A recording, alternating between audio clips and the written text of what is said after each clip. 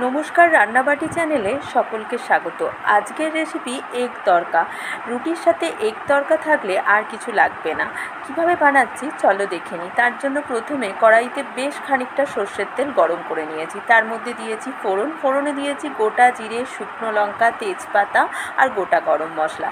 আর দিলাম ঝিরিঝিরি করে কেটে রাখা পেঁয়াজটা নরম হওয়ার জন্য অল্প নুন দিয়েছিলাম। পেঁয়াজ একটু নরম হলে এবার দিয়ে দিলাম রসুন কুচি দিয়েও একটু নাড়াচাড়া করে আমরা দিয়ে দেব টমেটো কুচি দিয়ে অল্প একটু নাড়াচাড়া করেই এই সময় একটু চিনি দিয়ে দেব স্বাদ মতো, যাতে মশলার রঙটা চলে আসে।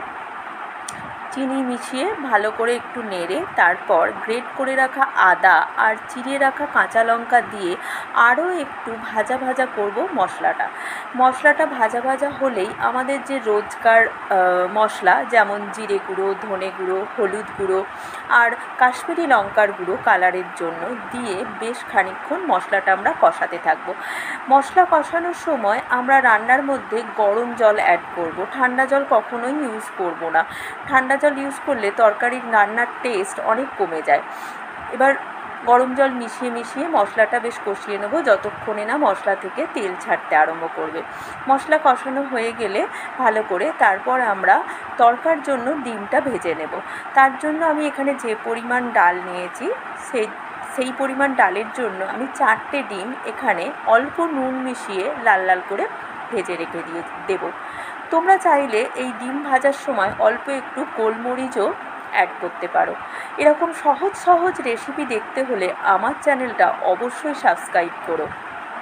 ডিম ভাজা হয়ে গেলে এবার কষানো মশলার মধ্যে সিদ্ধ করে রাখা তড়কার ডাল আমরা দিয়ে বেশ খানিকক্ষণ কষিয়ে তড়কার ডালের মধ্যে একটু জলের প্রয়োজনীয়তা আমি দেখছি, তাই এখানে অল্প একটু গরম জল অ্যাড করব আর স্বাদ মতো নুন দিয়ে অল্পক্ষণের জন্য ঢাকা দিয়ে রাখবো, যাতে মশলার সাথে ডালের টেস্টটা বেশ মিশে যায়। এখানে দেখো আমি প্রয়োজন মতো জল দিয়ে দিলাম, দিয়ে এবার ঢেকে রেখে দেব। তারপর সবশেষে ভেজে রাখা ডিমটা আমরা ডালের সাথে অ্যাড করে দেব। ভেজে রাখা ডিম অ্যাড করে সব শেষে দেব গরম মশলা, ঘি আর কাসুরি মেথি। এই যে কাসুরি মেথিটা তড়কার ডালে অ্যাড করবে, এর জন্যে তড়কার টেস্টটা অনেক বেড়ে যাবে। এই কাসুরি মেথি অ্যাড করলে বাইরের কোনো রকম আর তড়কা মশলা দেওয়ার প্রয়োজন হবে না, এত ভালো টেস্টটা এসে যায়। রাতে রুটির সাথে অথবা সকালের জলখাবারে বা স্কুলের টিফিনে যদি তড়কা দাও, আমার মনে হয় না কেউ এসে বলবে যে রুটি কেন দিয়েছো মা টিফিনে। খুবই ভালো লাগে, একবার অবশ্যই ট্রাই করো।